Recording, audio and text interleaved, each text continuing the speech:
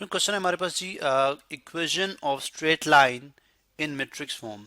यानी आप किसी भी स्ट्रेट लाइन इक्वेशन को मैट्रिक्स फॉर्म में कैसे लिख सकते हैं। सिस्टम ऑफ स्ट्रेट लाइन है। Express the given system of equations in matrix form and check whether the three lines are concurrent. यानी हमने जो ये तीन लाइंस, जाहिर है ये लीनियर हैं क्योंकि इसमें एक्स की डिग्री यहाँ पे देखें वन है, यहाँ पे भी वन है, तो ये लीनियर इक्वेशंस हैं। ठीक है, इसका मतलब ये तीनों इक्वेशंस एक स्ट्रेट लाइन को जाहिर कर रही है, एक सीधी लाइन को जाहिर कर रही हैं। अगर मैं यहाँ पे वाई एक्सिस और एक्स एक्सिस ड्रॉ करूँ तो मैं एक जनरल बात करूंगा, यानी मैं जनरल बात करूंगा कि फर्ज करें हमारे पास तीन लाइंस हैं। फर्ज करें एक लाइन जो है येलो कलर की वो इस तरह से जा रही है। ठीक है, ये लाइंस इस इक्वेशन के मुताबिक नहीं, मैं एक आम सी बात कर रहा हूँ। ठीक है, इस तरह एक और लाइन है जो ऐसे पास करी है। ठीक है, और एक और लाइन है वो चले रेड कलर की है, वो इस तरह से पास करी है। तो हमने ये प्रूव करना है, हमने ये साबित करना है।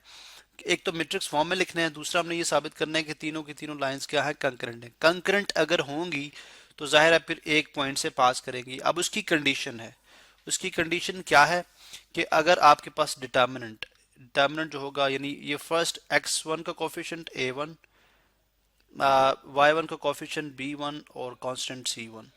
इस तरह सेकेंड इक्वेशन में x का कोफिशिएंट a2, y का कोफिशिएंट b2 और c constant as it is. और थर्ड में a3, b3 और अब c3, ये भी कोफिशिएंट है और फिर कांस्टेंट है। अगर ये determinant is equal to zero आ जाए, इसका मतलब क्या होगा कि तीनों की तीनों लाइंस क्या हैं, कंकरेंट हैं। अब हम देखते हैं क्वेश्चन को, हमारे समझ आ गया कि हमें क्वेश्चन क्या है और हमने इसको कैसे सॉल्व करना है। देखें, गिवन इक्वेशन जो हैं, गिवन इक्वेशंस, इनको मैं थोड़ा सा यानी इसको मैं वर्टिकल मेथड में लिखता हूँ, यानी वर्टिकल फॉर्म में। मतलब जैसे x प्लस 3y माइनस 2 और इसी तरह से इज इक्वल टू जीरो। ठीक है, ये सिस्टम है एक लीनियर इक्वेशन का। इसी तरह से आप 2x minus Y plus 4 is equal to zero.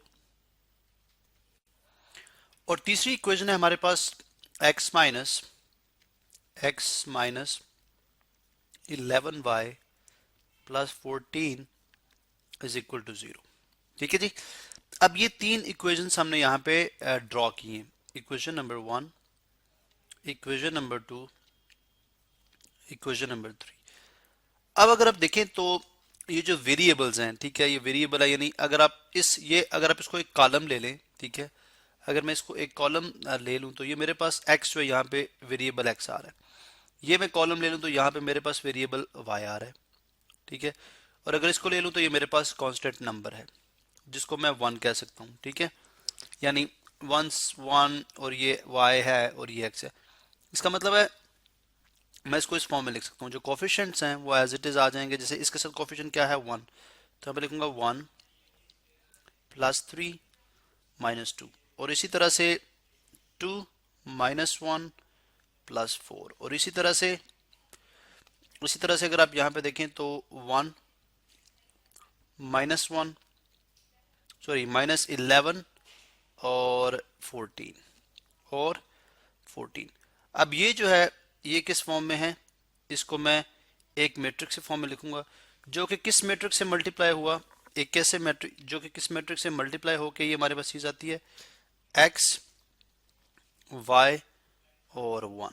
ठीक है, और इज इक्वल टू ये मैट्रिक्स b आ गया। ये आपके पास मैट्रिक्स है b जो कि किसके इक्वल है 0 0 और 0 की। तो आपने देखा किस तरह से हमने इस गिवन जो इक्वेशंस है हमारे पास उनको हमने मैट्रिक्स फॉर्म में लिख लिया।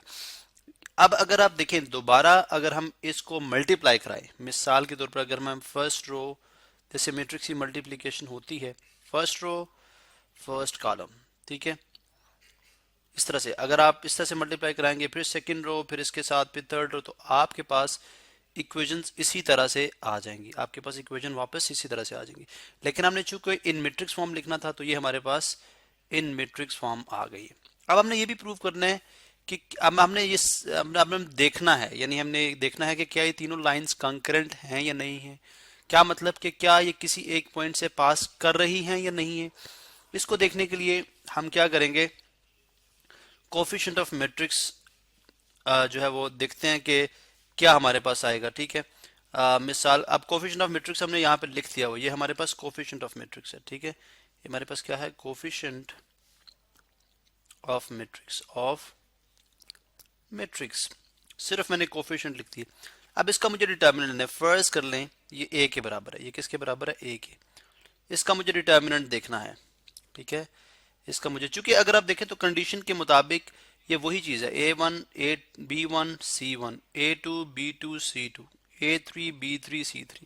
तो अगर इसका डिटर्मिनेंट जो है वो जीरो के इक्वल आ गया, इसका मतलब है लाइंस क्या है? कंकरेंट है। अगर ये जीरो के इक्वल ना आया, इसका मतलब लाइन जो है वो कंकरेंट नहीं है। अब हम देखते हैं 1 -11 और 14, ये मैंने डिटर्मिनेंट की फॉर्म में इसको लिख दिया।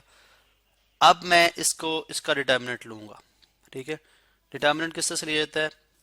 First row first column 1 into, ये रो छोड़ दें, ये कॉलम छोड़ दें, तो इन दोनों को मल्टीप्लाई कराएं, -14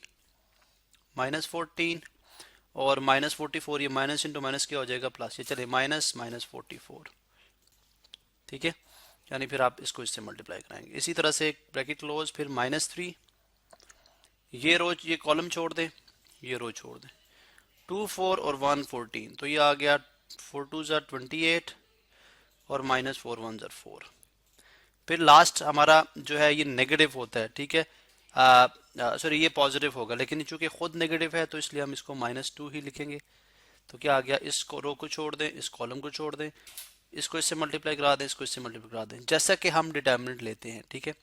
-22 और -1। अब इन सबको मैं सॉल्व करूंगा तो ये आ जाएगा 1 -14 + 44, माइनस इंटू माइनस प्लस 44, ठीक है। -3 28 -4 कितना बनता है? 28 -4 24, -2 और -22 + 1, तो ये आ जाएगा -22 + 1। अब हम इसको मजीद सॉल्व करेंगे। 44 -14 कितना बनता है? 30,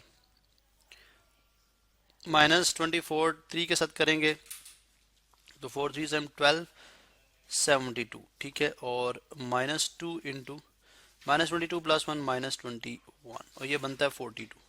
सो 30 -72 + 42, तो 42 + 30 कितना होता है? 72 होता है। तो 72 - 72 = 0।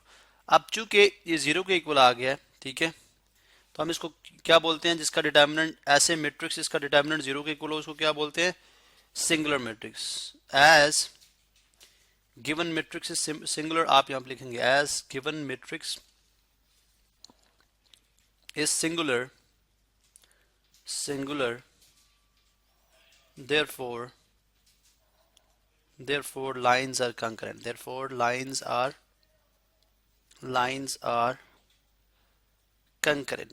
तो हमने साबित कर दीजिए कि जो गिवन लाइंस है वो क्या है? कंकरेंट है।